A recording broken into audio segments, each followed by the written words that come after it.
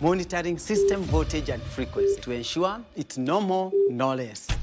Welcome to National Control Center. This is where we control the country's power generation. These screens enable us to see the entire network, the generation, and the demand. They also enable us to achieve the balance. Everything has to be at the right frequency and right voltage within the right margins. Otherwise, we'll have poor customer power supply quality or even power system collapse. From Olkaria Geothermal, Seven Forks Hydros, and other generation sites, you have to generate power, transmit it, deliver it to the substations, all the way to the transformer, and finally to you. My name is Engineer Teacher Pamoja Doanga.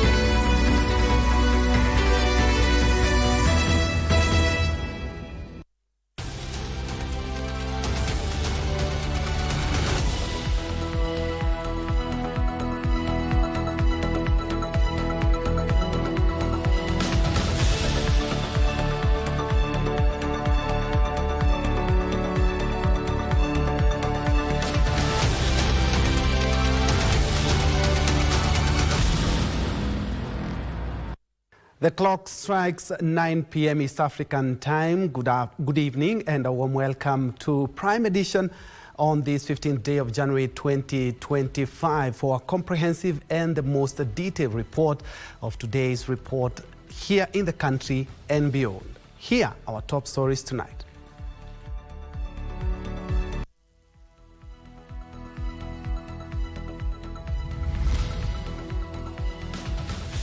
When it rains, it pours. High Court freezes 5 bank accounts belonging to Governor Kimani Wamatangi.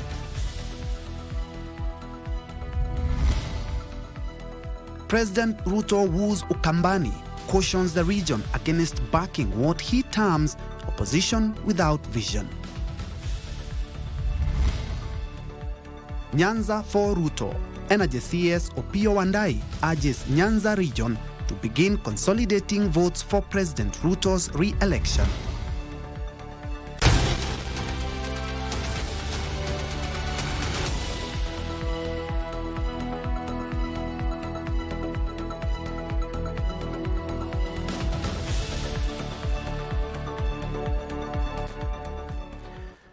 Good evening and welcome. I'm BenTroy Njue holding brief. Lensa Odingo is our sign language interpreter for this live newscast. Of course, we do value your input on our various social media spaces at KBC Channel 1, at BenTroy Njue on X, and on KBC Channel 1 on all social media platforms. Welcome.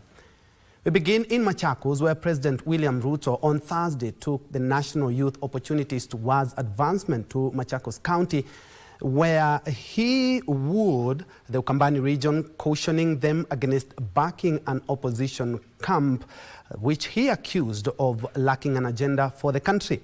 The president challenged the 5,900 beneficiaries of the Nyota program in Machakos, Kitui, and Makueni counties to use the money to create opportunities, not just for themselves, but for the societies they live in.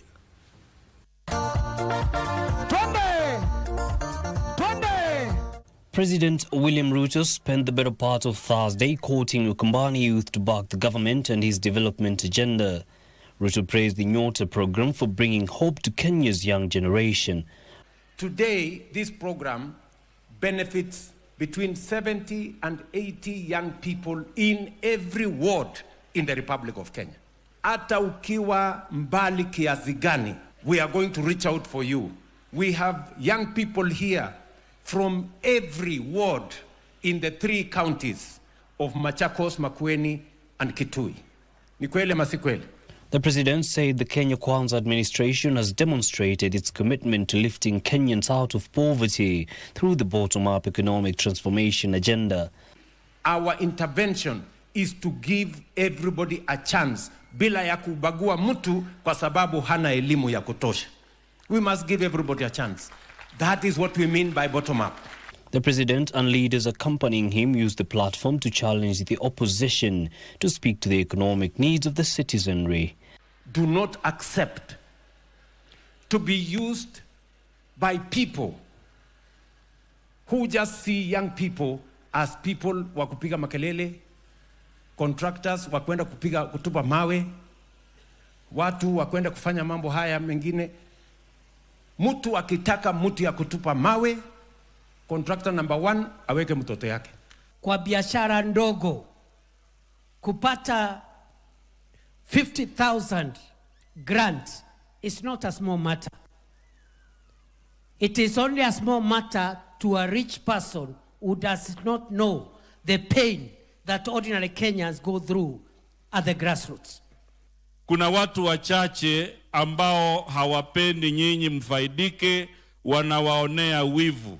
Kwa hivyo mimi ninawaomba mpuuzilie mbali mtu yoyote ambaye anawadhalilisha, mtu yoyote ambaye anawakejeli, kwa sababu nyinyi mnapata, yeye hapendi nyinyi mupate. The National Youth Opportunity Towards Advancement Project advanced capital to 5,912 youth drawn from Machakos, Kitui and Makueni counties on Thursday. Our chiefs, assistant chiefs, wote wametusaidia, watakuwa namfuatilia kule kuona vile mnaendelea na hii biashara na kuprovide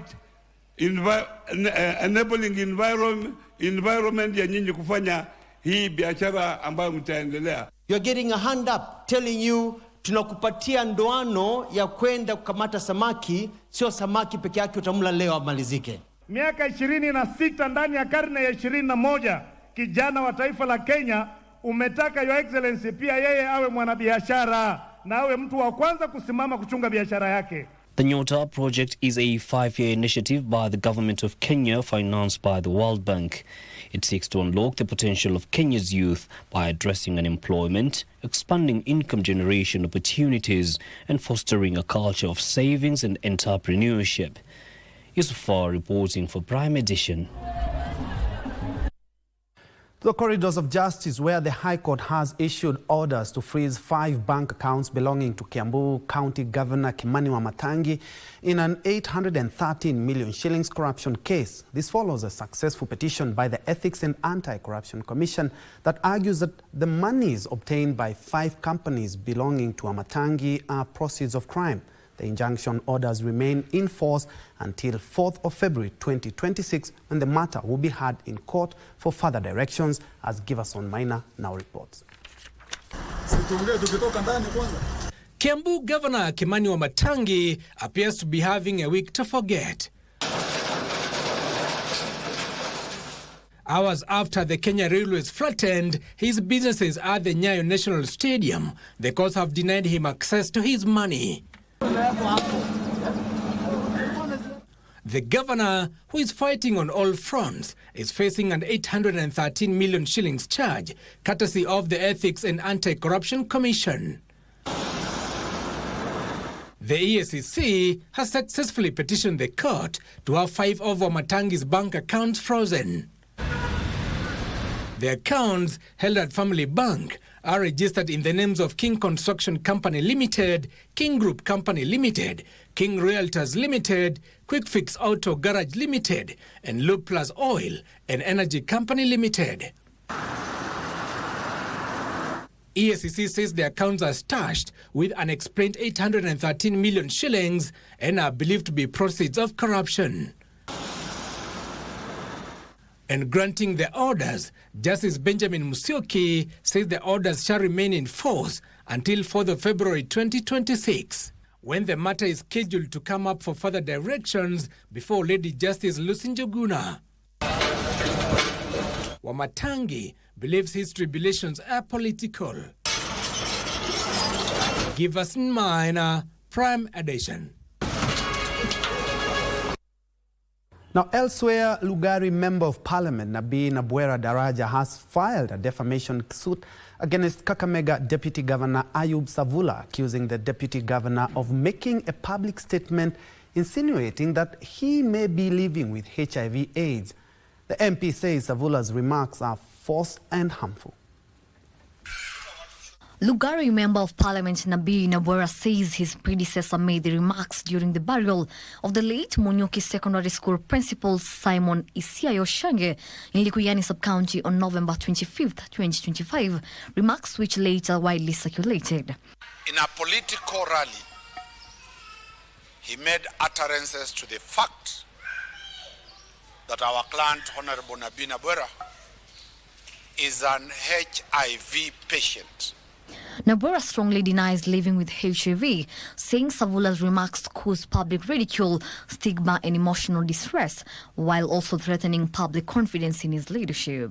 In the suit, the MP is asking the court to order public HIV tests under strict medical supervision, with independent health experts and media present to conclusively clear his name. And for me and Savula to be subjected to public medical tests. And it shouldn't just be limited to even HIV. I want public medical tests. We are public figures, and I've submitted myself. And I want Savula to submit myself. Nabwera further argues that the case raises broader concerns about the misuse of sensitive health issues in politics, warning that such allegations deepen stigma and undermines human dignity. All I'm trying to achieve is that let's not use politics to character assassinate. If you want to come on a political contest, come with an agenda.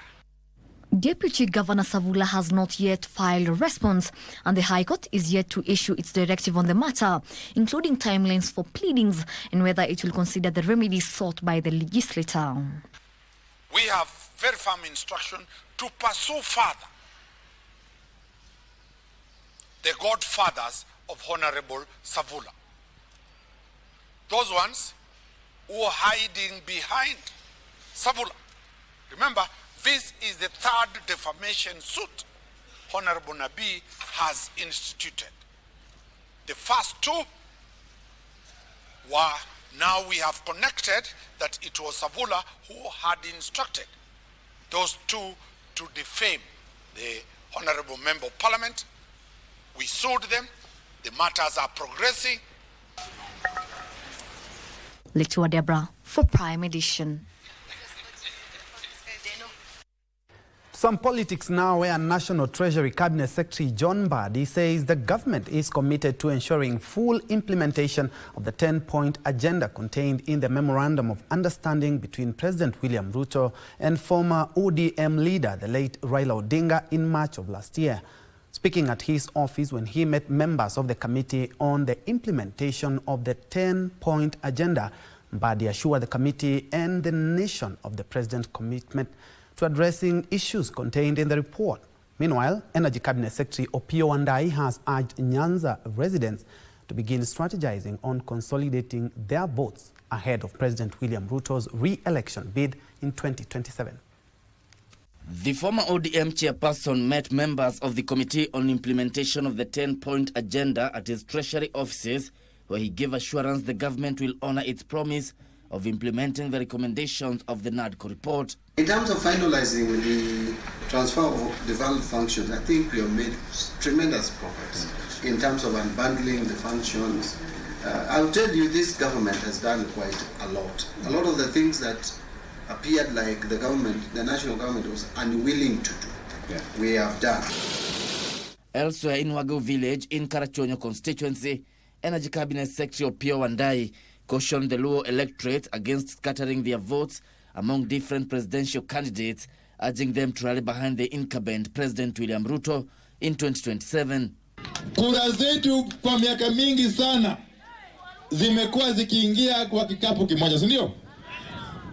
Tusiruhusu mtu yote aje hapa atugawe, si ndio? And as the Nyanza leaders rally support for broad-based government, Malindi Member of Parliament Amina Munyazi has called for the inclusion of coastal leaders in the impending coalition talks between ODM and UDA parties. Katika masuala ya siasa Kenya nzima watu wakizungumza, sisi kama wapwani sauti yetu na maamuzi yetu ni kwamba jambo la kwanza kuwe kuna coastal unity. Jambo la pili, sisi pale ambapo Hassan Ali Joho atatuambia tuende ndipo tutakapokuenda. In Nairobi County, Jubilee Party issued a nomination certificate to Bina Mohamed Tubi, the daughter of former Isiolo South MP, the late Mohamed Tubi, for the parliamentary by-election slated for 26th of February. Speaking after receiving the certificate, Bina expressed confidence that she will defeat her competitors, including her brother, who has been nominated by UDA party to run for the seat. Isiolo South constituency has a 3rd ward. I'm from Kina ward, and my brother, he is from Isiolo Central. That is why I have a courage, and I know I will win. That is why I vie for this seat. And a section of young political pundits have registered a political party that seeks to give Kenyans alternative leadership from the current regime and the opposition. Now we have a home for those of us who've had a challenge to fit in the two camps, the camp of 1 term, the camp of 2 term. Now we are giving an alternative. We want to fight this issue of tribalism. We want to fight the issue of unemployment. We want to fight the issue of this rogue education system. Comrades, viva! Viva! Speaking after receiving the registration certificate from the Office of Registrar of Political Parties, People's Renaissance Movement PM party officials said the party will now embark on recruiting members and building structures. Yusuf Kawashira, Prime Edition. And from politics to matters education, where the Ministry of Education has maintained that it is committed to ensuring 100% transition of learners to grade 10, even as concerns persist over low school reporting in some parts of the country. Speaking at Alliance Boys High School in Kikuyu, Kiambu County, Basic Education Principal Secretary Julius Bitok observed that reporting timelines will be extended where necessary to ensure no learner is locked out, reiterating that the placement process was transparent and learner-focused. Day 4 of grade 10 students reporting to their respective schools. The Ministry of Education has moved to reassure parents and learners that the ongoing grade 10 placement is progressing smoothly, insisting that no child will be left out. Welcome, sir. These are my... Basic Education Principal Secretary Julius Bitok says all 1.1 million learners transitioning to senior secondary school under the competency-based education have already been placed. But we want to encourage the learners that the deadline is tomorrow. And don't take more time. Report to school as soon as possible so that by the time that the deadline comes tomorrow, you're already in the school. We are very happy with the digital system which we are using to do the placement. We are happy with the way selection was done, and we are confident that all our learners will be able to report to their schools as required. He urged parents to embrace the schools where their children have been placed, noting that popular institutions cannot accommodate the overwhelming demand. The only challenge is so many students are interested in only 20 schools. Like I said before, more than 50,000 learners are interested in only 20 schools, which is impossible to place because so far these 20 schools are full as we speak now. The reporting to these 20 schools is almost 90%. The PS assured that the government's transition plan is clear and that all learners will report to school without disruptions. However, worry and uncertainty have gripped parents in Nyatike constituency, Migori County, where a large number of learners are yet to report back to school 2 weeks after reopening. At Godquarch Secondary School, only 2 learners have reported, with parents blaming the situation on poor national examination results. Au maoni yetu, serikali atusaidie. Ile kitu ambayo tulikuwa tunataka kama shule watoto wasome, watoto warudi wasome. wabadilishe management ya shule na shule irudi back to normal vile ilikuwa mbele. The Ministry of Education has, however, acknowledged lone turnouts in some schools, but maintained that adequate capacity exists nationwide. He encouraged schools to remain flexible, including admitting learners over the weekend to maximize enrollment before the official deadline. Grade 10 students, let us admit, and I'm asking schools and our field officers, let us even utilize the weekends, Saturday, Sunday, to be able to ensure that we take as many of our students as possible. Our expectation is that we shall have 100% transition because we have enough spaces in grade 10 senior school to take all the learners. PS Bitok added that reporting timelines will be extended where necessary to ensure no learner is locked out. Jacqueline Masharia for Prime Edition. The Kenya Police Service says it is stepping up operations to tackle criminal gangs in northeastern and coastal regions. Deputy Inspector General Eliud Lagat announced during a visit to Tana River County. Alvin Kaunda has more. Speaking at Madogo Police Station in Bangali Sub-County, Lagat presided over the pass-out parade for 482 National Police reservists drawn from Lamu and Tana River counties. He said the new officers will play a key role in containing insecurity, including banditry, terrorism and livestock theft. Criminals who are advancing their crimes through terrorism, we want to tell them that we will continue to make sure that we deal with them decisively. We deal with them with the force that they are supposed to understand. Peace is paramount, and they will not continue to do that. The Deputy Inspector General also reviewed the disarmament exercise targeting illegal firearms following recent inter-clan clashes. 9 guns have already been surrendered in Bangali Sub-County, a result of close cooperation between police and the community. I expect a total turnaround in response. Remember that the National Police Reserve basically are the first line of defense whenever security situations arise. Lagat warned that communities failing to surrender illegal weapons within the 60-day amnesty, which ends next month, will face a forceful disarmament process. And I really want to take this opportunity to ask the people of Tana River that the clashes that have been going through, that 60-day amnesty, which is going to end on 22nd of February, let them take the advantage of that amnesty. Thereafter, we will have a forceful disarmament. He stressed that the police will continue decisive action against criminal gangs while encouraging communities to actively participate in maintaining peace and security. Alvin Calendar reporting for KBC. And the Ministry of Health has launched the National Cervical Cancer Elimination Plan 2026 to 2030, anchored on prevention through vaccination, timely screening, and ensuring every diagnosed woman completes her treatment. Speaking during the National Symposium in Nairobi, Health Cabinet Secretary Aden Duale disclosed that in Kenya, 3,500 cervical cancer deaths and nearly 6,000 new cases are reported annually. Every January, the world marks Cervical Cancer Awareness Month, a disease that is claiming the lives of thousands of women annually. In Kenya, 3,500 patients die, with nearly 6,000 new cases reported annually. They represent fractured families and diminished communities. Because this disease is almost entirely preventable, I think its persistence is a stark marker of our health inequality that this ministry that I lead must make a decision to end it.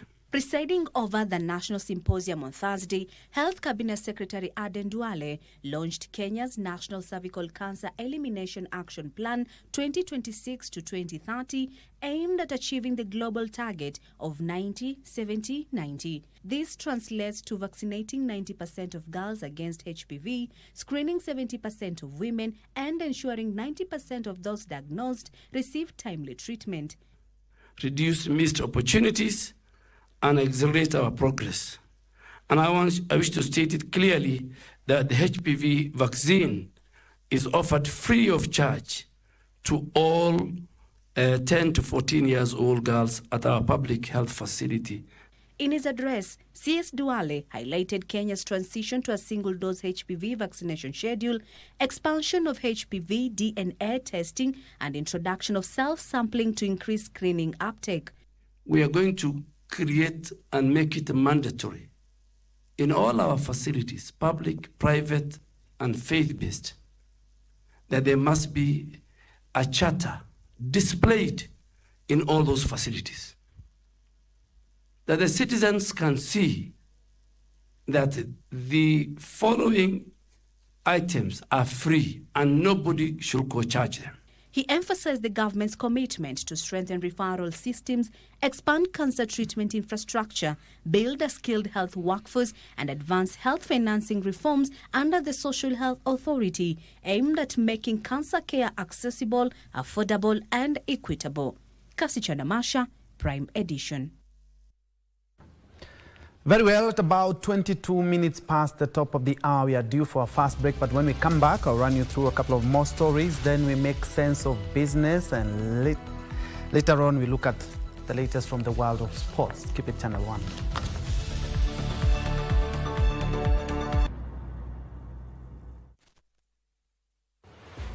Guess how long line zetu za stima ziko? 320,000 kilometers. Hiyo ni kama go around the earth 8 times. Wacha nikuelezee how far we go to bring you electricity. Hapa ni substation. Substation, hata engineers wakikuja, they don't just walk in. They have to be in touch with the controllers. They ask them to give them permits ya wafanyakazi kwa any place. Boss, hii sasa ndio final. Inaitwa transmission line. These lines transmit power from big stations like Olkaria at 200 up to 500,000 volts. Kazi yangu is to let 500,000 volts of electricity flow around me while I work so that Kenyans can get power.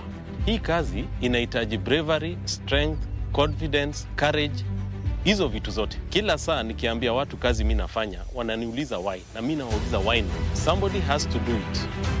For them, for you. Shine on Kenya, pamoja tuangane. Tunapiga mbizi maridadi zaidi tukiwa basi na wadau hawa. Mwamfahamu punda, nasi yeye ni mnyama. Mbona umtese punda, si ana mwili wa nyama. Nimejiwezi na word ya Western World ilionifunza Instagram. Upande wangu nasimama kidete kama chuma la pua ili kuunga mkono mada inayosema kuwa elimu bila malipo inaongeza ubora wa elimu. Hii ni kwa sababu wakati wanafunzi wanapata fursa ya kwenda kusoma bila kulipa karo, wao hupata nafasi ya kutimiza ndoto zao na kuwa watu wa maana katika maisha yao ya baadaye. Tunga sentensi yoyote ile kwa kuzingatia kivumishi sifa tasa. Mama yake aliyekuwa tasa alituzwa kwa unyenyekevu wake.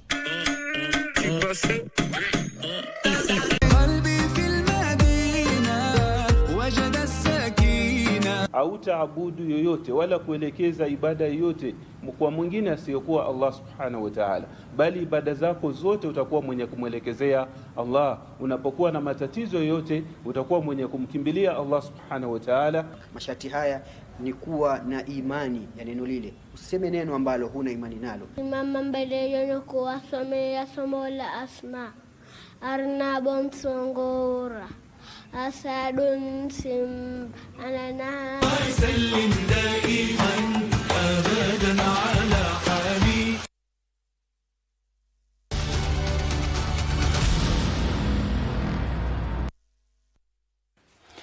Welcome back to Prime Edition.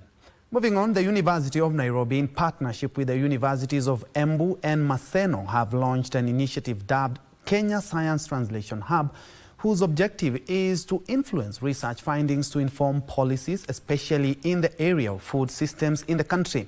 Speaking during the launch of the University of Nairobi main campus in Nairobi, the Vice-Chancellors of the partner universities, led by the Acting Vice-Chancellor of the University of Nairobi, Professor Margaret Hutchinson, raised concerns that the university's research findings have had little impact on the communities across the country due to what they say is non-alignment of the policy making in the agriculture sector with the university's research findings.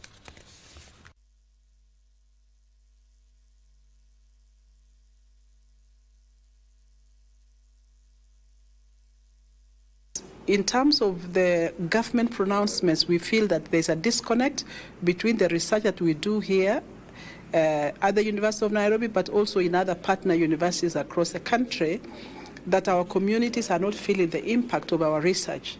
And so this project aims to consolidate the efforts that we have made, but also ask the question, to what extent are our policies being driven by the research outputs that we give as universities? We are really hoping, and I think this is going to happen, that whatever research is done at the universities creates impact. That is, if we have developed interventions at the research level, they should be able to be applied at the practice level. The policies that we are seeing being formulated must be evidence-based, and that evidence is generated at the universities. In other news, police in Kakamega County have arrested 8 suspects and impounded 2 vehicles after recovering 55 bags of cement believed to have been stolen from the affordable housing construction site on the outskirts of Kakamega town. Senior police officers in the area, led by Kakamega OCPD Vincent Cherotich, said the suspect, among them a security guard, were arrested while loading the cement onto the vehicles. For this and more in our county news roundup. Kakamega OCPD Vincent Cherotich and DCIO Jeremiah Dubai say the suspects arrested following a tip-off from members of the public. So immediately, I proceeded to the entrance, met with the pickup, which was already loaded with cement, stopped it. Unfortunately, the driver complied, and on asking him where he was taking the cement, he told me he was acting under instructions of another person who was inside. Upon interrogation, we found those who bears the responsibility, that is the foreman, a storeman, and a local businessman who was buying the lens cement, and the transporter. Elsewhere, pupils of Laramuru Primary School in Baringo, South Baringo County, are now learning under a tree following the demolition of their school by officers from the Kenya Forest Service few days before the New Year celebrations. So kutoka hapa sasa ni nini itafuata? So tunangoja hiyo majibu kwa serikali. Kama ni kufungwa shule, si watuambie, waniambie kama teacher, mwalimu funga shule na walimu watafutiwe kwingine, waende wasomeshe kwingine, na wanafunzi hawa waseme wataenda wapi, kwa sababu ni watu zote ni wakazi wa hapa. Meanwhile, the High Court in Embu has conducted a pre-trial proceedings on 2 petitions challenging the election of Leonard Wamuthende as the Mbeere North Member of Parliament.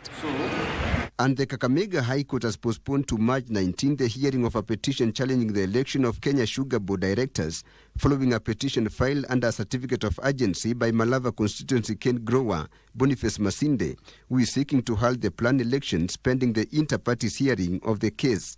We are not requesting, but we are demanding. And the demand of farmers, ya kwamba either I withdraw the case or the president to come in atoe hii maneno yote. Otherwise, sisi wote tarehe 19 tungali tunarudi hapa sisi wote. Finally, the Ministry of Health is raising an alarm over what it says is worrying trend of members of the public engaging in strenuous activities such as prolonged tree hugging without proper medical checkups and physical preparation. Hata wale watu wanakimbia. Mtu wa Mugangi anaenda 40 kilometers. Hapana. Mtu kwanza ana train. Unakuta wamekuja mpaka Kigari, wana train for 1 month, 2 months, 3 months. Tilio Marco for Prime Edition.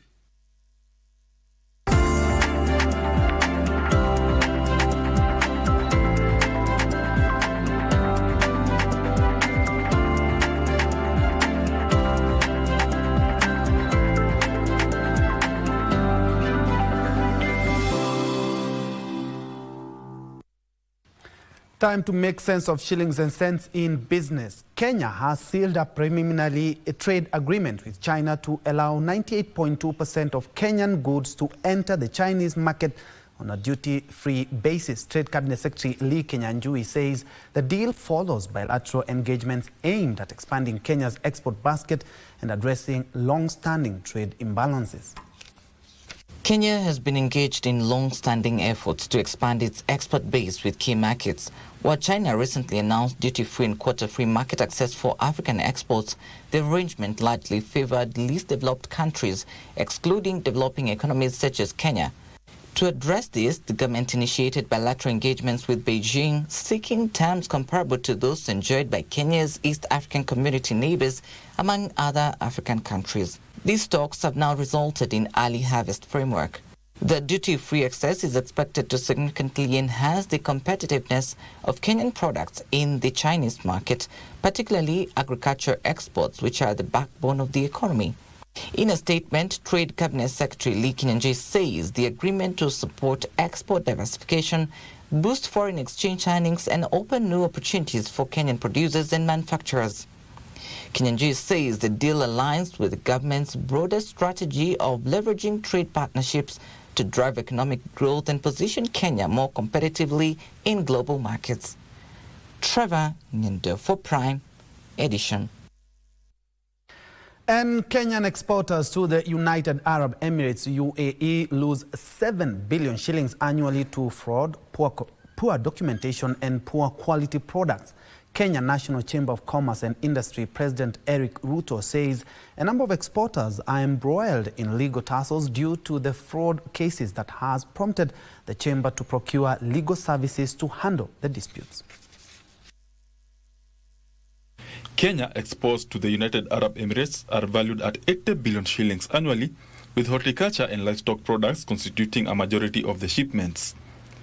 The target is to leverage bilateral deals to grow the exports by 10% annually through increased quality and products portfolio. However, fraud cases have been on the increase, which, when combined with other challenges, are costing Kenyan exporters about 7 billion shillings annually. In terms of meat exports, approximately 20 to 25% are not paid. That's approximately 6 billion. So we are in the range of around 7 billion in terms of what we are losing. Ruto says Kenya loses 4,000 shillings per goat and 3 containers weekly due to quality and documentation issues. Losing approximately 3 containers of fresh produce. That comes to a total of around 150 containers in a year. And if you are to look at an average of 5 million Kenyan shillings, you can be able to calculate in terms of invoice value.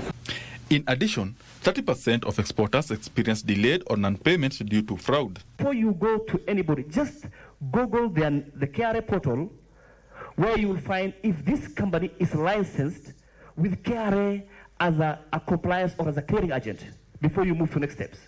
He made the remarks when the National Chambers of Commerce and Industry officially announced the launch of its office in Dubai and procurement of legal services from lawyers with UAE market knowledge to handle disputes that Kenyan exporters face. When you have a lawyer in Dubai, which is a foreigner, for you to get what you want is so hard. So we came up with where now we have an Emirati lawyer who understands better than the foreigners' lawyers in the country that gives a solution to our exporters. Benson Drioba reporting for Prime Edition. Moving on, cassava is the second GMO food crop after maize that is ready for commercialization, pending a court case challenging biotechnology crops on concerns about protection of farmers' rights and food sovereignty. National Biosafety Authority Acting Director Technical Services Josephat Moshiri says the GMO cassava variety is disease and drought resistant and yields more. Here's more. Kenya has completed the national performance trials for genetically modified cassava. National Biosafety Authority Acting Director Technical Services Josephat Moshiri says that the GMO cassava varieties are now awaiting commercialization. The BT cassava is disease-resistant to the cassava brown streak disease, which causes browning and malformation of the edible roots. The GMO cassava variety, which is developed by the Kenya Agricultural and Livestock Research Institute, KALRO, is also drought-tolerant. The national performance trials were conducted in Mtwapa, Kandara and Alupe and aims to boost yields and food security. GMO cassava is among the 3 crops that have so far been developed with maize and cassava awaiting court cases challenging open cultivation and importation of GMO crops on concerns over food sovereignty, environmental sustainability, and the protection of smallholder farmers. The National Biosafety Authority says since commercialization of the BT cotton in 2020, approximately 10,000 acres have been cultivated in eastern, central, western, and Nyanza regions. Irish potato is the other food crop at an advanced stage of research towards development of a GMO seed variety. Benson Drioba reporting for Prime Edition.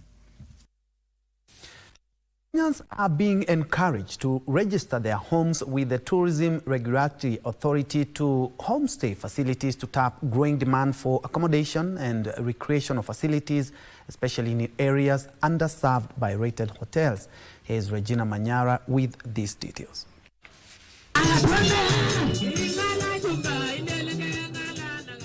Homestays are key to expanding accommodation capacity while creating income, generating opportunities for local communities to directly benefit from tourism. So we just set minimum standards so that in the absence of a major hotel, for example, we can actually have guests distributed across homestays as long as they meet certain minimum safety standards. And as a result, people are able to earn money. Chep Kemei noted that travel trends are shifting, with visitors increasingly seeking authentic and immersive experiences. Where is that money? What is Kenya doing to position, to tap into that pie that is then defining the future of economic empowerment from the sports tourism point of view? Adventure and wellness tourism is on the rise, with travelers opting for hiking, cycling, mountaineering, agri-tourism and off-road challenges. We want to show Kenyans how the beautiful hills, the good scenery, the good tea plantations, and how our mountains, our hills, are able to allow and develop that talent of athletics. Heavy, but other than that, it was a great walk up, lovely experience at the top, great views, and the way down was absolutely lovely. Going through that tea farm was just magical. Taptengele Cultural Festival, which has attracted over 5,000 participants. County government that are the owners of the experiences, who then also put in resources to open up some of these trails, to open up the trekking routes, to open up the cycling routes, to open up the routes for 4x4s, so that the tourists, the people who want to experience tourism differently are able to then go through these trails. Hikers trekked 16 kilometers through tea and coffee farms for an agri experience, while cyclists wheeled through 50 kilometers across Tinderet. It enables cyclists, marathoners, every kind of sport for people to come and experience this here in Tinderet. 4x4 enthusiasts tackled a 70-kilometer off-road challenge. So I want to believe that going into the future, some of these trails will be developed jointly with key stakeholders, and then we market it not just locally but globally. Regina Manyara reporting for KBC Channel 1 from Nandi.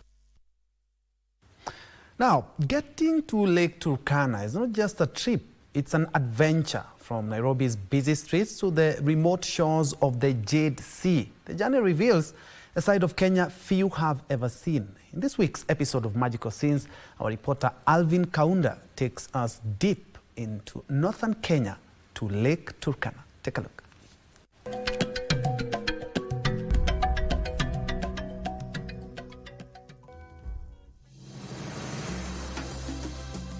The journey to Lake Turkana begins in Nairobi.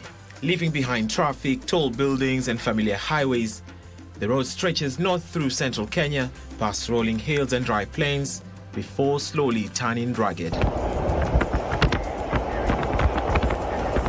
Tarmac gives way to dust. Smooth roads become off-road tracks. The farther you go, the quieter it gets. In northern Kenya, distance is not an obstacle, it's a part of the experience. Hours later, the desert opens up, and then, unexpectedly, color appears. Lake Turkana. The world's largest desert lake, a vast body of jade-colored water surrounded by volcanic rock, black lava fields, and endless skies. Locals call it the Jade Sea, and standing here, you'll understand why. For For the communities living along these shores, Lake Turkana is life in itself. Fishermen head out early in wooden boats, casting nets just as their fathers and grandfathers did.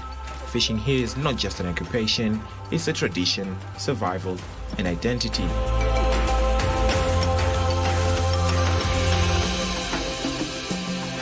Despite the harsh climate, the lake offers moments of pure joy. So when you come to Lake Turkana, don't leave this place without taking a dip.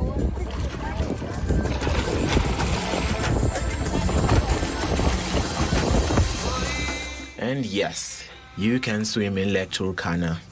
Warm waters in the middle of the desert create a surreal experience. Floating under wide blue skies with volcanic hills in the distance, it feels like nature has paused just for you. As evening approaches, Lake Turkana reveals one of its greatest gifts: the sunsets.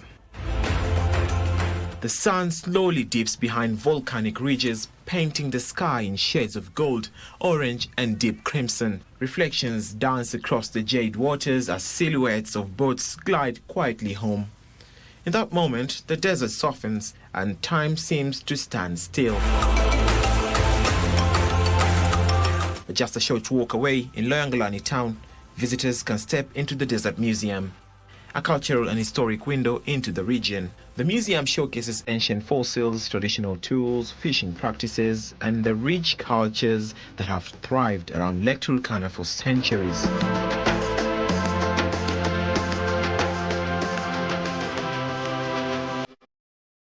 Desert Museum was built here in Loyangalani. One, because of the lake, it's just at the shores of the lake, and the lake is one of the attractions to the tourists, and also to bring the warring communities together to peacefully coexist. What makes Lake Turkana magical is its contrast: harsh yet beautiful, remote yet welcoming, ancient yet alive. It is a place where silence speaks, where the journey becomes part of the story, and where nature puts on a show every single evening. Lake Turkana is not the Kenya most travelers know it. It is raw, it is off-road, it is unforgettable.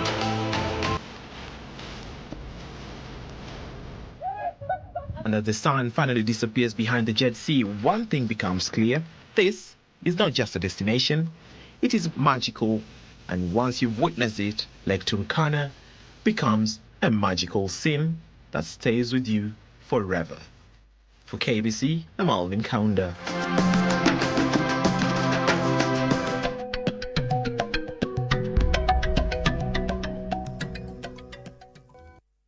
Very interesting piece there by Alvin Kaunda, and he did have a lot of fun. Lake Turkana, that is the largest permanent desert lake in the world, truly magical. Indeed, many thanks for keeping it Channel 1. Let's take another quick break, but when we come back, we still have more news, including the latest from the world of sports.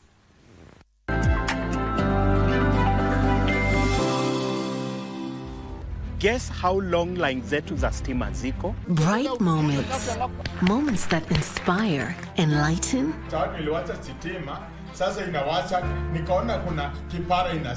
and give hope, joy, and clarity. We move forward together, shining and with purpose. For years, we have been your trusted partners that have kept the path illuminated into a bright shared future.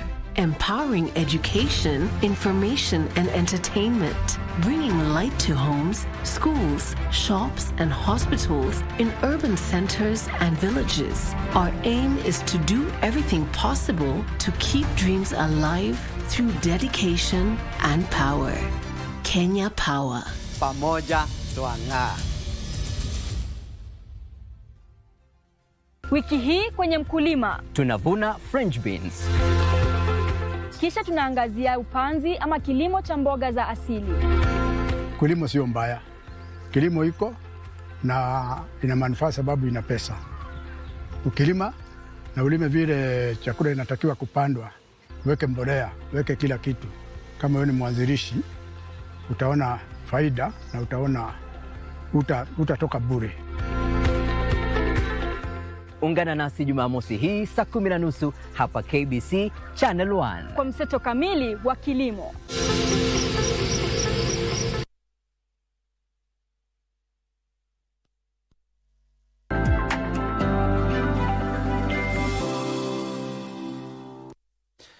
Welcome back and many thanks for keeping it Channel 1. Now, in the wake of adverse climatic conditions coupled with high production cost, farmers are gradually turning to organic farm inputs to sustain production. Our reporter Wycliffe Okech interacted with Belmi Kipruto, the founder of Ustawi Organic Farms, being one of the organizations in the country embracing the green economy concept. Here's that interview. That agriculture is among the top contributors to the country's GDP is basically so obvious now. And as a matter of fact, agriculture accounts for about 21% of the country's GDP. However, there are those inhibiting factors hindering production. Key among them is the climate change and also the high cost of production that have now necessitated actually farmers to devise innovative mechanisms to ensure sustainability. One of those mechanisms is organic farming, a concept that farmers across the country are now embracing. But what exactly is organic farming? And that is exactly the conversation that I'm going to have here with my guest, Belmi Kipruto, that is based here in Kisumu. Belmi Kipruto is the founder of Ustawi Organic Farms. Belmi, how are you? I'm good, thank you. Welcome us to Ustawi Organic Farms. You're welcome. Yes. Tell us your understanding and what basically organic farming means. Organic farming is basically going back to nature, letting nature take the lead, because that's what we used to do as Africans.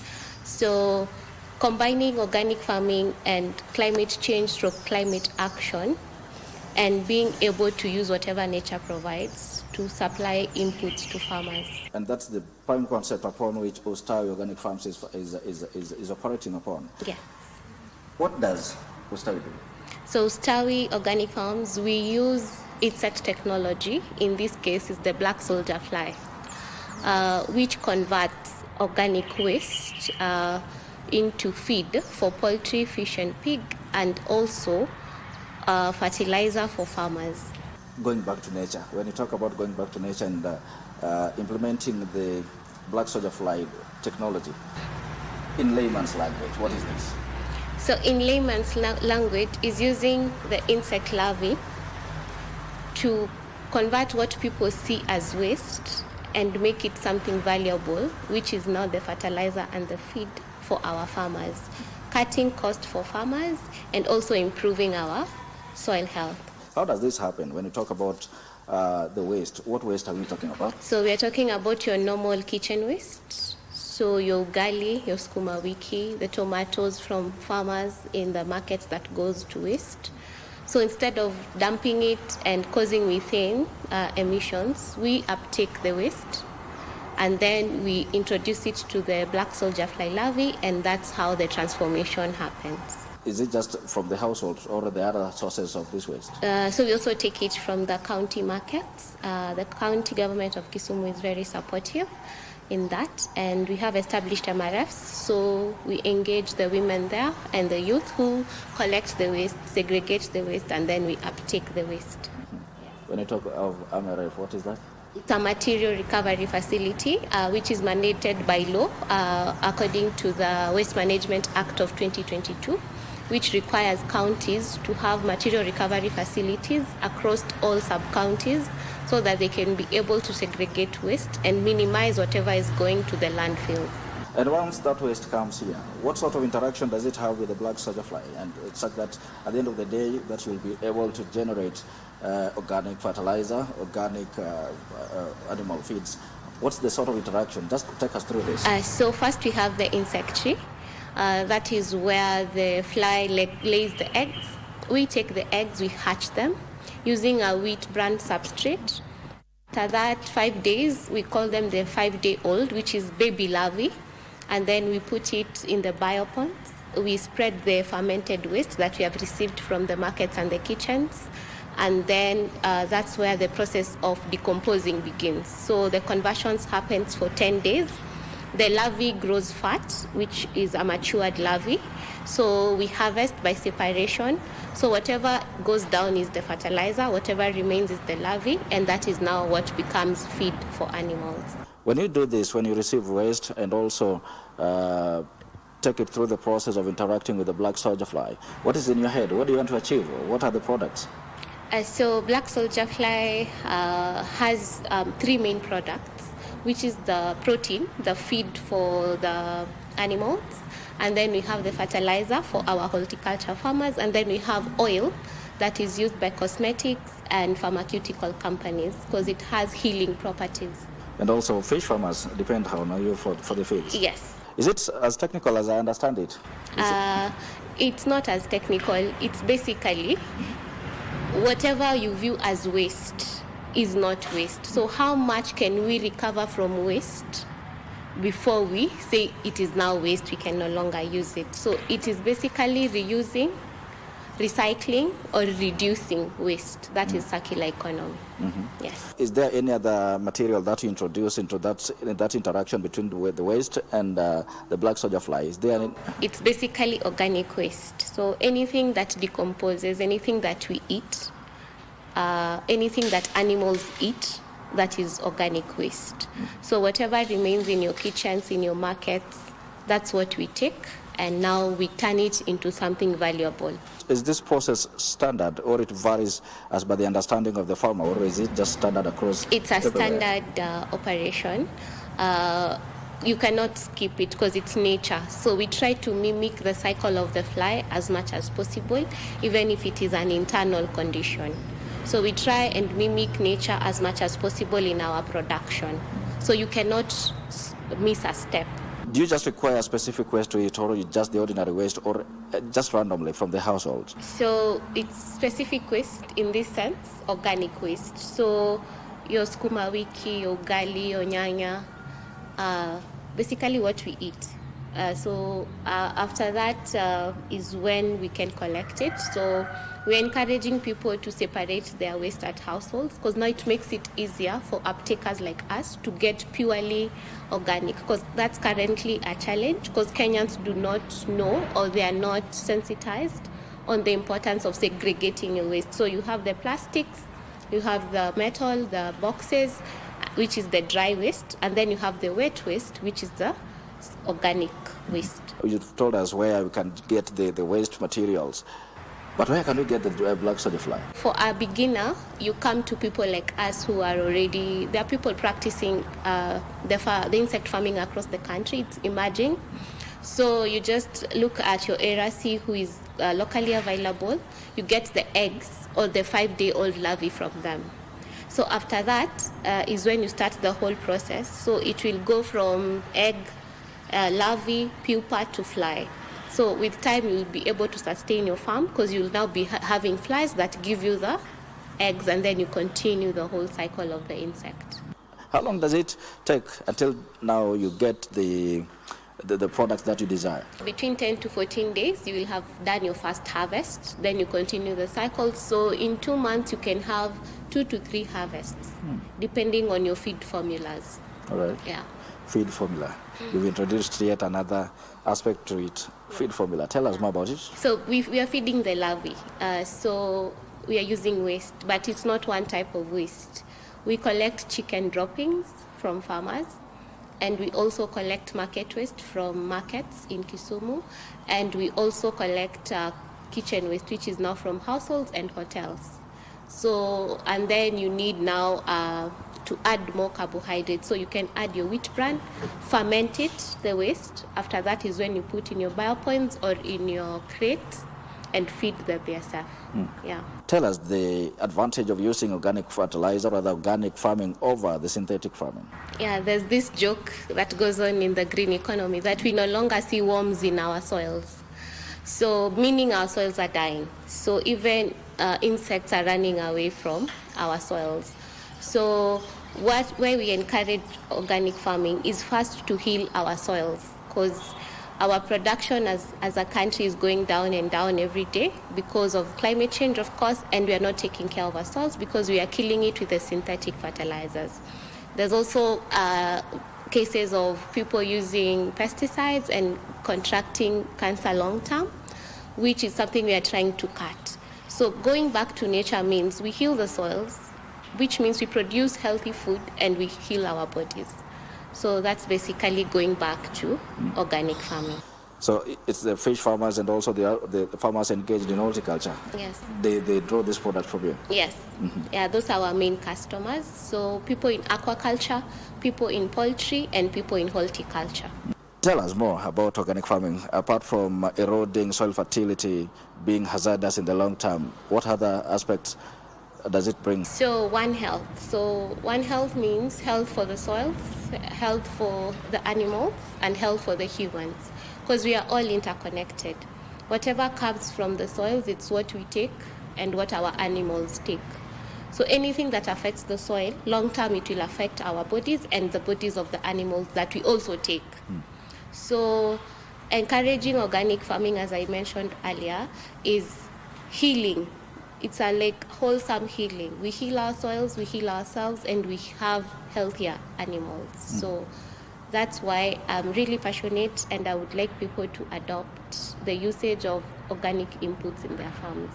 People may want to adopt the usage of organic materials or the inputs, but then now the challenge that usually comes is, where do I begin from? Who do I turn to, and how do I go through it? Okay, so first is your research. So which area of organic farming do you want to venture in? Because it's vast. Okay. So for me, I did it and I saw Kenya is still importing 60% of our farm inputs. And even with the subsidized fertilizers from the government, farmers still don't have access to it. It's either high cost or it's not available. So I decided to look into, so how can I use the knowledge I have to at least cut down on whatever we are importing? So your research will really help you. And then I believe passion, because it's not something you can just wake up and decide to do. I believe farming and anything circular economy requires passion, because waste has a smell. It's not easy, but it's not impossible either. You've taken us through the process, and you've also even told us about the benefits of embracing organic farming over synthetic farming. Now, the support system, how did you come? Did you generate the seed capital? Because that's usually the major hindrance, because you might have an idea, but then now the finances to implement this idea is usually the challenge. So for a normal business, they would go either the bank route. Most of the time you go to the bank, you get a loan, and you continue your business. But banks do not understand green economy. It's a new concept to them. They're like, how can you make money from waste and pay us back? So they shut doors on you. So the only other route that's left for entrepreneurs like me is the grant route. And sadly, locally in Kenya, the grants are not so much. We rely on development partners outside of Kenya. So that's how I stumbled upon now the Tony Elumelu Foundation. Yeah. And that organization that you mentioned is just one of the international development agencies that are partnering, coming together under the Women Entrepreneurship for Africa program. Yes. Tell us a bit about the program. So the program is a consortium between the European Union and the Tony Elumelu Foundation, which are the implementers. So it's mostly focused on women in the green and circular economy, because they want to encourage circularity and also to impact climate. So that's how I found about it, because I'm in the socials who are talking about green economy. So I found it and I applied. So it's a rigorous process. It's not that easy, because they're very keen. And so after that, you're selected. And then after the selection is when you start the training in the... What sort of training do they give you? So they gave us business development training, financial management, marketing, and investor readiness. Because now they prepare you. After they fund you, you have to now sustain yourself and get investors to continue your business. Do they listen to your idea, the idea that you have, or you must have been somewhere when they pick you? Do you meet somewhere, or they just fund they support your idea? They support your idea. They just believe in your idea. You pitch to them because we send pitch videos. So you pitch, you talk about what you do, and if it's aligning with their objectives, they fund you. We're talking about how much seed capital? It's $5,000 US. Yes. That is just over $500,000 for to start you off. Yes. Yeah. Once you've been given this money to start implement your idea, what other support do you get? So you join the Alumni program, which is the Sonia Lumelu Foundation Alumni program. So in the program, you're linked to investors, you're linked to networking events, and you're also linked to mentors. So in the program, we were attached to mentors, and the mentors are your mentors for life.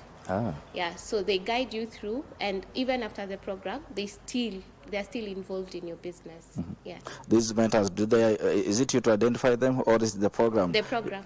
Okay. Yes, it does that. Yeah. Now, once you have your business or rather your green business rolling, they again introduce you to other funding mechanisms. Yes, they do. So we have equity investors, we have angel investors, and also we have grants. That's the three major ones. And a bank like UBA, they are very good now with green economy. They understand the concept.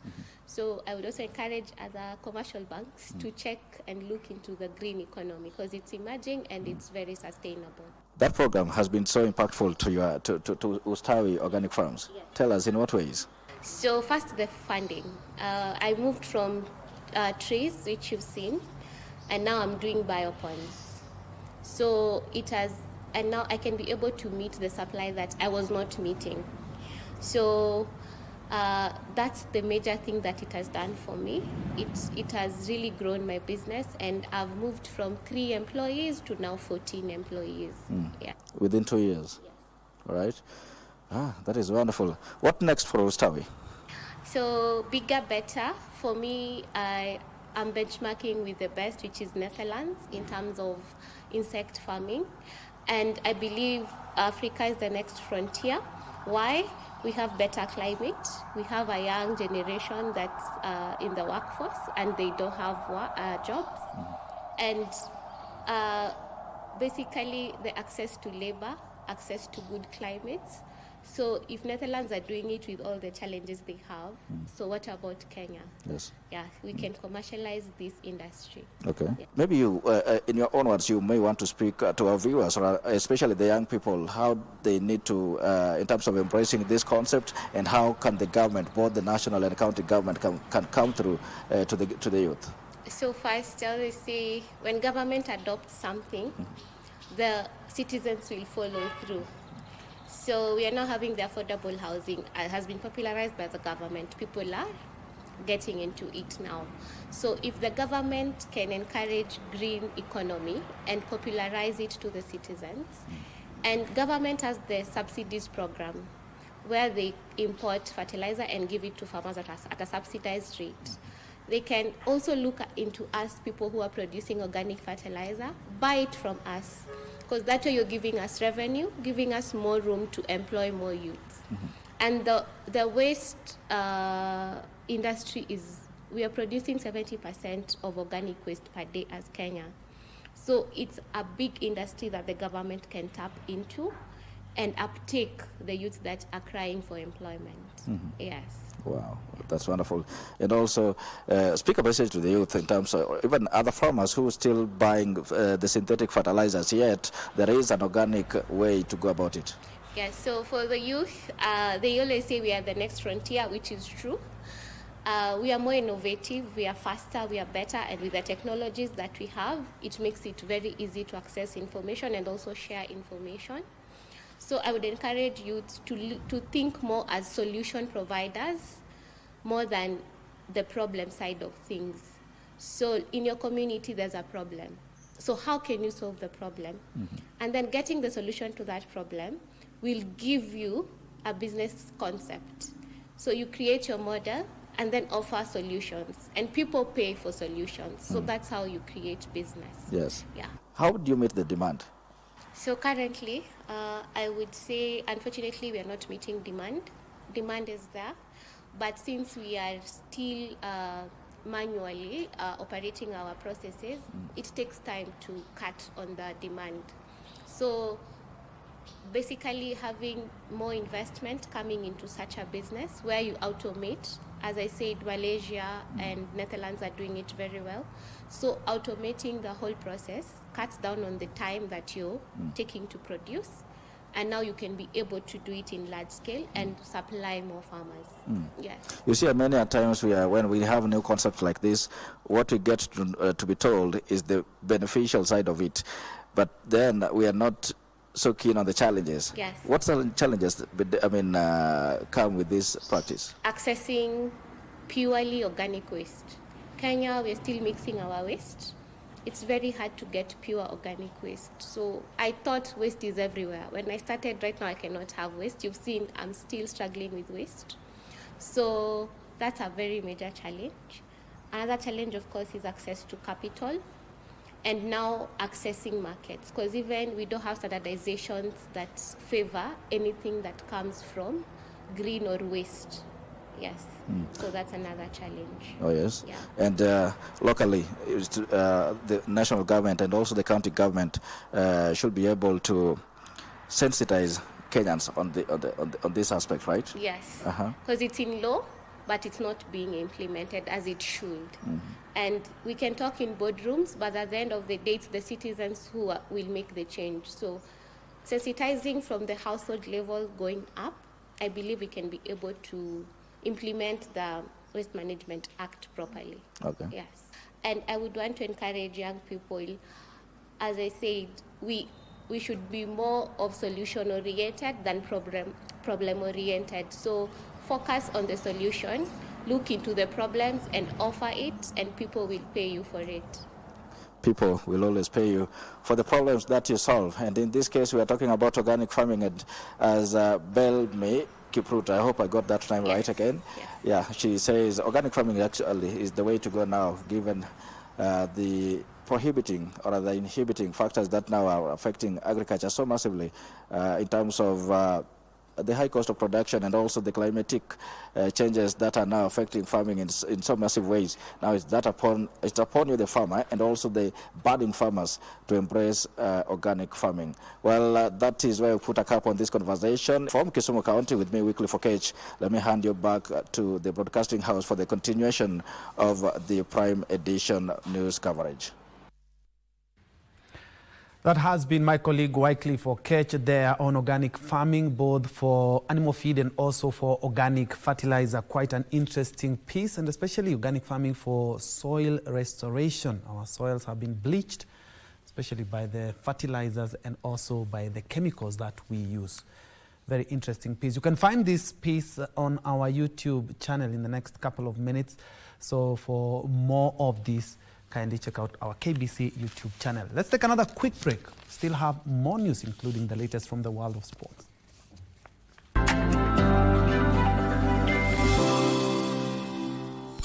Kila Jumamosi saa 1 jioni kuna sauti mbili zinazotawala anga ya habari.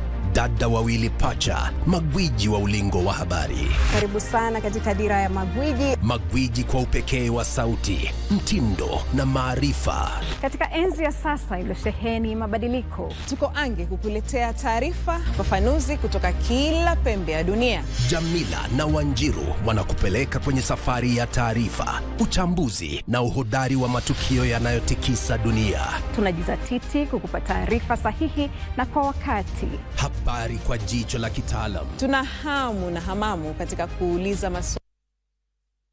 2025 imekamilika. 2026 tunaingia na matarajio mema ya kumiliki shamba, nyumba, magari na zawadi zingine nyingi kupitia usaidizi na kucheza kwako. Familia yote ya Tushinde tunawatakia kila laheri, na mwaka huu uwe mwaka wako wa baraka, bahati, afya njema na mafanikio. Happy New Year.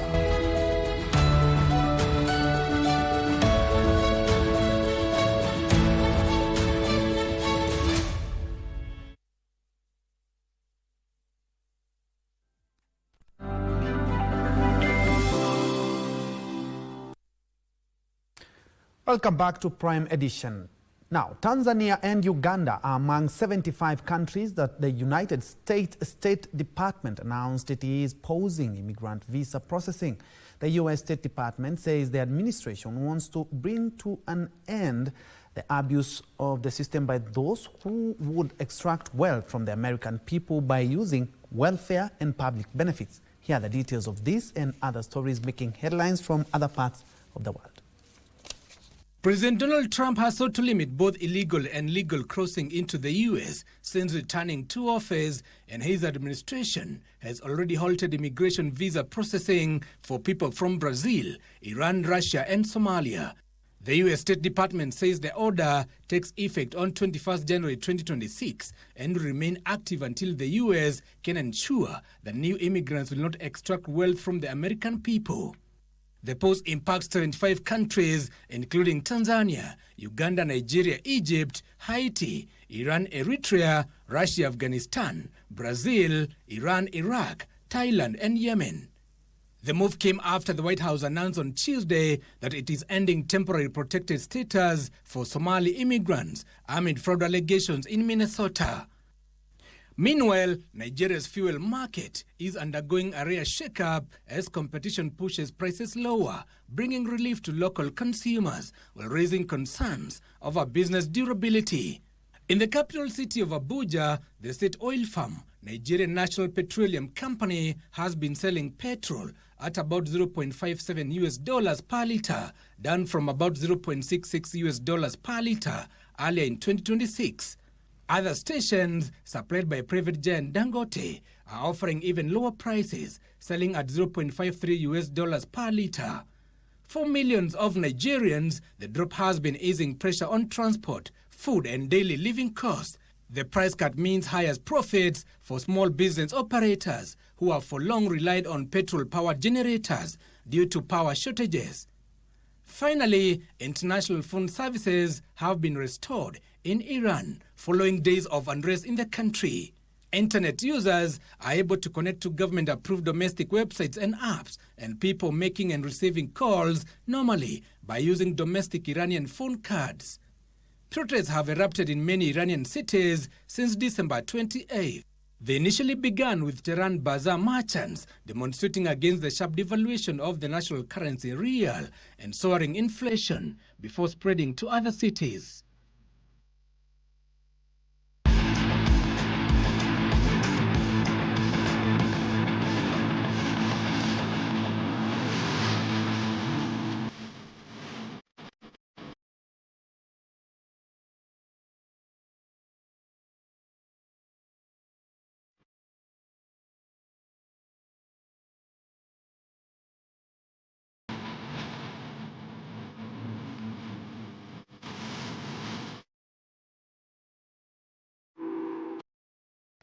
Time to play.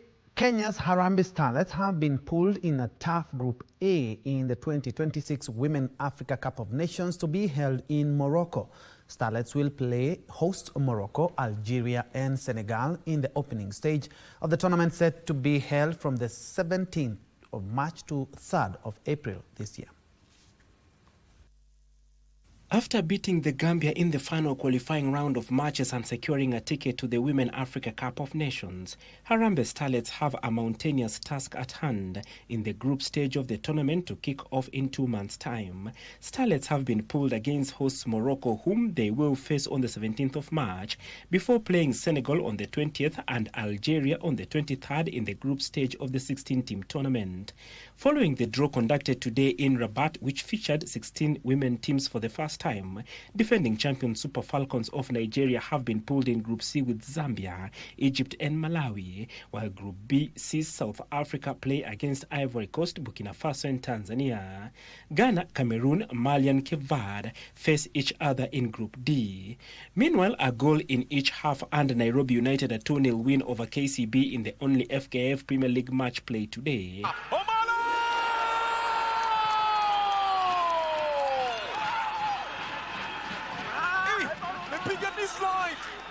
Duncan Omala opened the scoring on the stroke of halftime before Vela Ocheng added a second in the 82nd minute to hand Nairobi United their 7th win of the season, pushing them up from 11th to 7th on the table, above their opponent KCB. It was a 6th loss of the season for KCB, who moved down 1 place to 8th on 22 points, 1 behind United and 10 points behind leaders Gor Mahia.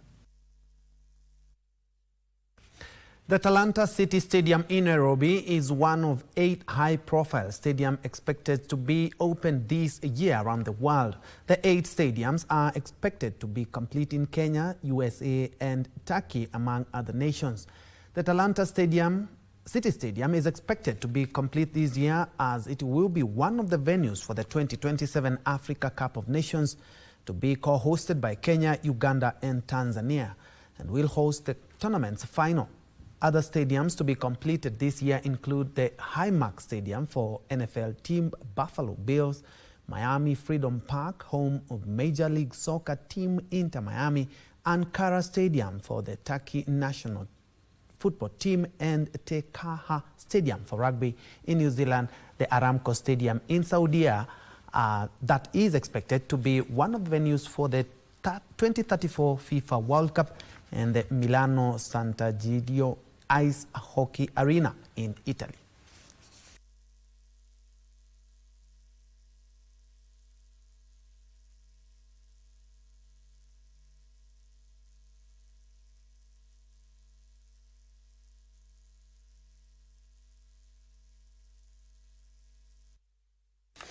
Elsewhere, Kenyan football enthusiasts have been urged to beware of unscrupulous traveling agents and scams as Canada prepares to co-host this year's FIFA World Cup with USA and Mexico from the 11th of June to 19th of July. The Canadian High Commissioner and Permanent Representative in Kenya, Joshua Taba, was speaking during an engagement forum at the University of Nairobi on the safe and orderly migration, which was also graced by State Labour and Skills Development Principal Secretary Shadrach Mwadime, among others.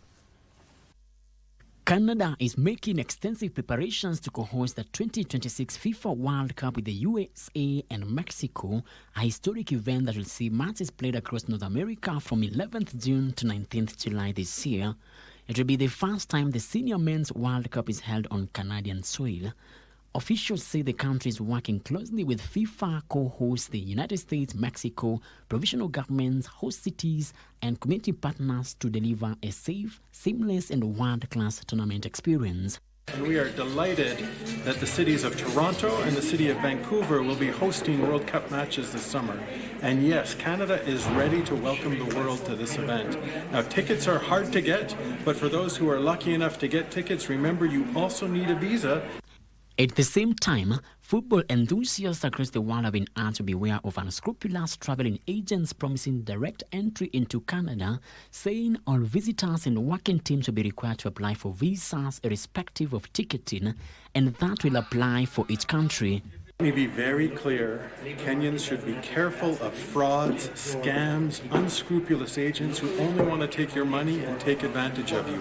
The only tickets being sold at this stage are through the official FIFA process. No one has confirmed tickets. There is no construction project that we are hiring Kenyans to work on. The 2026 FIFA World Cup will be hosted across the United States, Canada, and Mexico, featuring 48 teams and 104 matches over 39 days. And it is their shining star! Frederick Muki for Prime Edition. Frida Ndinda and Mercy Chepngeno were in imperious form to dominate the first day of the second Athletics Kenya Track and Field weekend meeting at Thika Stadium. Ndinda controlled the women 5,000 meters, which she won in 16 minutes 31.9 seconds, edging Gladys Cherop and Tabitha Wanjiru to the second and third positions, respectively. In the women's 3,000 meter steeplechase, Chepngeno produced a strong run to cross the finish line fast in 10 minutes 28.9 seconds. She was too fast for Tekla Cheserek and Winsam Cherono, who settled for second and third positions respectively. Chepngeno's focus this year is to take gold at the World Under-20 Championship set for Oregon, United States in August. Women final, as they come now to the last place, that is the last 100 meters. It is the home stretch. It is Tabitha Ndunda. It is Gladys in second. Tabitha Njue in third. Who's gonna see this to the wire? It's getting hot. It's getting faster. But then the lady from Tatu City wins it spectacularly. That is Frida Ndinda Mweu. This one was born in 2007 or 2007. Mm-hmm. And in volleyball, the reigning Kenya Cup volleyball champions KCB started their title defense on a high note as the second edition served off today at Nyayo Stadium. They claimed a straight sets win over A+ of 25-9, 25-11 and 25-14. Sets as DCI also beat Nairobi Prisons by straight sets 2 of 25-14, 25-8 and 25-20. In the men's results, the Beast did not spare Nairobi Prisons, whom they beat by straight sets of 25-21, 25-22 and 25-21.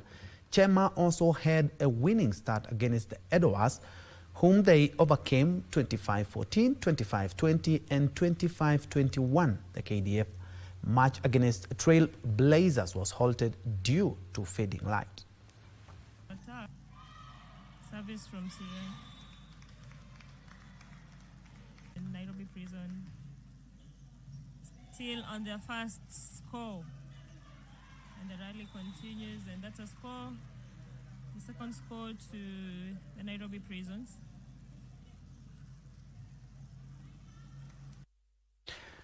And in the region, it will be a battle of the Lions this Sunday when host Morocco face Senegal in the finals of the 2025 Africa Cup of Nations AFCON after beating Nigeria 4-2 on post-match penalties in their semi-final clash last night after a barren stalemate. Sadio Mane's lone goal against Egypt was enough to secure their ticket to the final.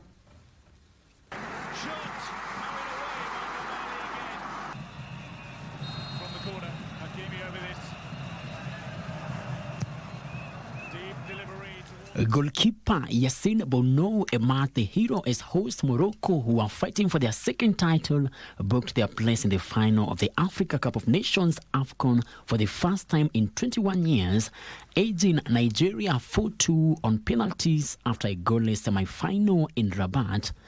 Both teams settled for a barren draw in normal and regulation time, forcing the match to head into penalties. Bono rose to the occasion in front of a packed stand Prince Moulay Abdallah Stadium.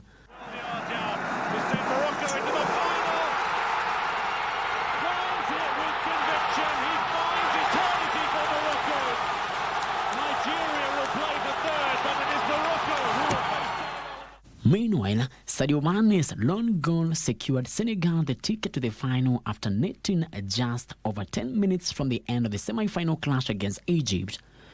Egyptian defence, now another long-range effort. Kamada, Mane, goal! Sadio Mane with a touch of fortune. Touch of fortune, while at the same time, touch of class. The Lions of Teranga, who won the 2021 edition, booked their place in the final. They are third in the last 4 editions since 2019, where they look forward to upset hosts Morocco at the Prince Moulay Abdallah Stadium. Fred.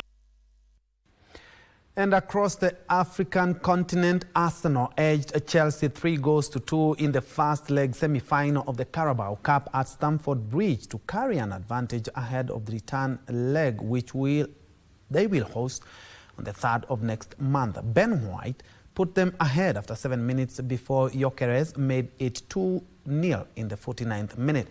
But the Blues' Garnacho reduced the deficit 8 minutes later before Martin Zubimendi's goal extended the Gunners' lead.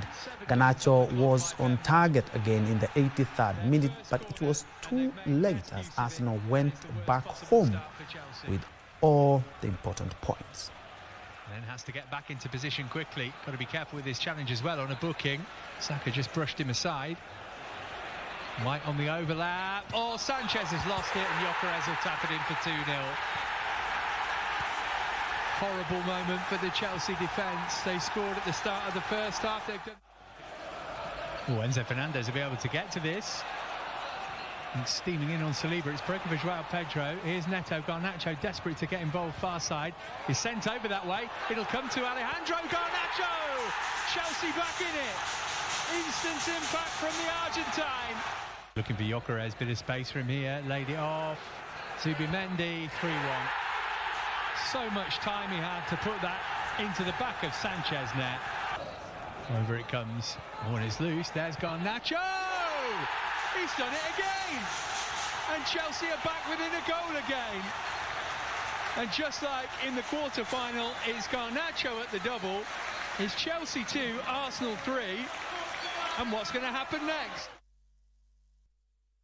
And in Germany, Bayern Munich defeated Cologne 3-1 last night to set another record of scoring far more goals than any German top-flight side has ever managed after 17 matches. Bayern have now scored 66 goals in 17 matches and are 11 points and 34 goals above second-placed Borussia Dortmund. Bayern Munich's 3-1 victory against Cologne extended their unbeaten league start to 15 wins and 2 draws from 17 matches. And he's kept it alive. Gnabry did really well. How has he managed to squeeze that in? Olise finding Diaz. Delicate from Diaz. Goalkeeper didn't come for it. And headed home. Here they are again with Diaz. Luis Diaz still going. And that is brilliantly put away. Wolfsburg had a difficult time against St. Pauli but managed to scrap a hard 4-2-1 victory. And Eric Schmidt has levelled the match. Adam Dakin, driven cross on, Kecinovic. Leipzig managed to secure a 2-0 victory over Freiburg to cling on to third spot on the table. And in the Italian Serie A, Inter Milan opened a 6-point gap at the top of the table thanks to a narrow 1-0 win over Lecce. Enski for Pier Esposito, Lautaro Martinez, and then Pier Esposito on the rebound. They finally get the breakthrough. Pier Esposito, just his second league goal of the season. For now, though, what could be a huge goal.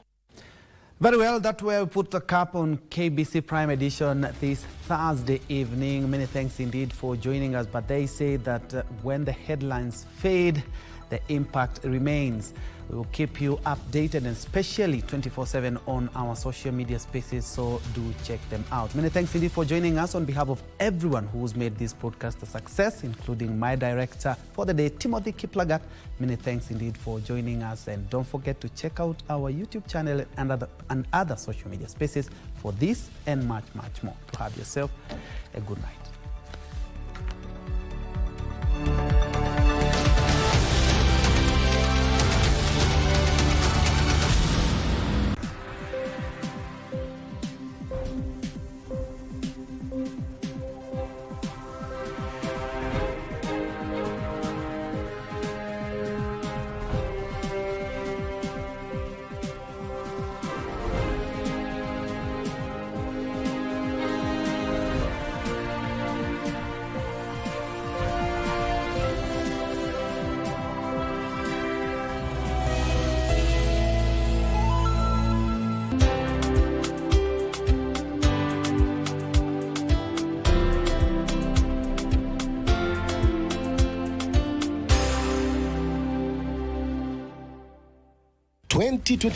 Imekamilika. 2026 tunaingia na matarajio mema ya kumiliki shamba, nyumba, magari na zawadi zingine nyingi kupitia usaidizi na kucheza kwako. Familia yote ya Tushinde tunawatakia kila laheri na mwaka huu uwe mwaka wako